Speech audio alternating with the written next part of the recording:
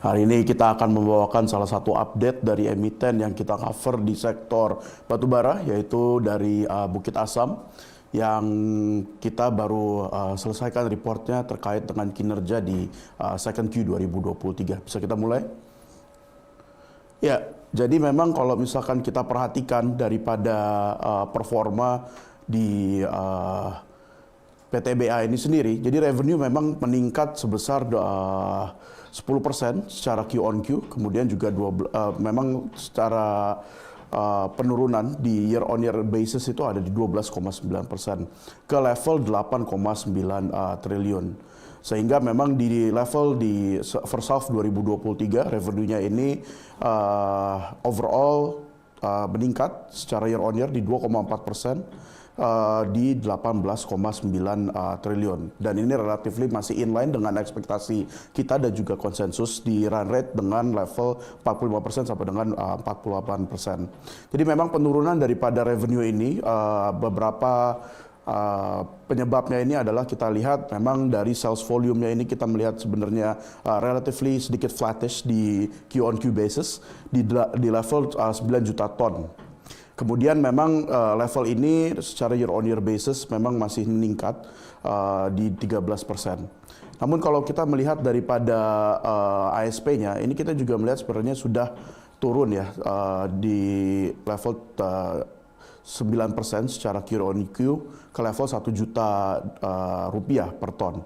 Dan ini memang juga memfollow daripada tren ICI 3 atau benchmark price yang digunakan untuk cocok dengan color value dari produknya PTBA yang juga memang sudah turun sebesar 48% secara year on year di bulan Juni ke level sekitar level $73 per ton. Bisa next. Terkait dengan costingnya sendiri, jadi kita memang melihat untuk cash cost-nya itu ada penurunan atau improvement sedikit di level 15,8% secara Q on Q ke level untuk cash cost-nya sendiri itu ada di sekitar 800.000 per ton dari yang sebelumnya ada di level 950.000. Karena memang ini kita melihat salah satunya didukung oleh royalty rate yang sudah turun. Kemudian juga dari hasil walaupun dari mining services sendiri itu masih ada sedikit peningkatan di 14% secara Q on Q. Dan kita melihat sebenarnya kalau untuk dari mining production ini memang ini terkait juga PTBA yang terlihat menaikkan volume produksinya yang secara signifikan ke level 12 juta ton atau naik secara Q on Q di level hampir 80% secara Q on Q. Nah, atas dasar cost yang tadi menjadi penurunan atau cash cost-nya dari total itu semua per tonnya yang mengalami penurunan, kita melihat sebenarnya masih ada peningkatan daripada profitability-nya, yaitu di GPM dan juga OPM-nya itu ke level 22,9 untuk GPM-nya dan kemudian untuk OPM-nya ke 19,1% dari yang tadinya 20,7% dan juga 13,3% di first Q 2023. Kita melihat sebetulnya kalau dari level OPM ini juga disupport oleh adanya sebetulnya OPEX yang mengalami penurunan secara signifikan yaitu 53,3% ke level 345 miliar.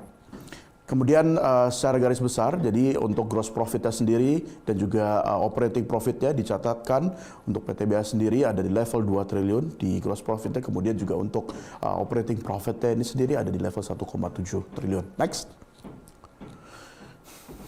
Ya, overall terkait dengan tadi performances-nya dari top line dan juga profitability yang terkait dengan cost-nya itu sendiri, kita melihat sebenarnya untuk net profit daripada PTBA sendiri masih terbantu oleh investment gain dari associated termasuk dari BPI dan juga HBAP yang memang kenaikannya secara Q on Q basis kita melihat cukup signifikan yaitu di hampir 4 kali lipat, sehingga memang membawa PTBA profit atau net profit dan juga laba bersihnya ini menjadi 1,7 triliun ke level di first half 2023-nya di 2,8 triliun.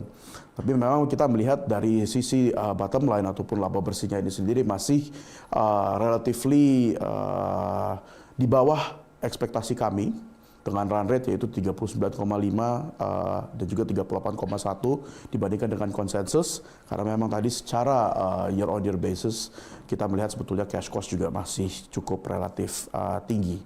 Next. Ya, jadi overall kita masih maintain ekspektasi kita terhadap PTBA.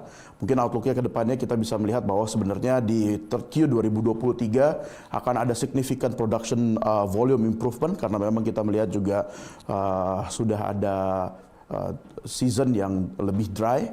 Kemudian di sisi lain dibandingkan dengan ICI sekarang, apabila dengan DMO ini sebetulnya harganya juga sudah menipis ya spreadnya. Untuk ICI tadi yang kita sudah sampaikan yaitu di 73, kemudian DMO itu juga yang 70. Kita melihat sebetulnya selisih daripada ini mungkin bisa jadi tidak lagi sesignifikan itu terhadap pendapatan daripada PTBA karena memang spreadnya juga sudah menyempit antara ICI 3 dan juga DMO.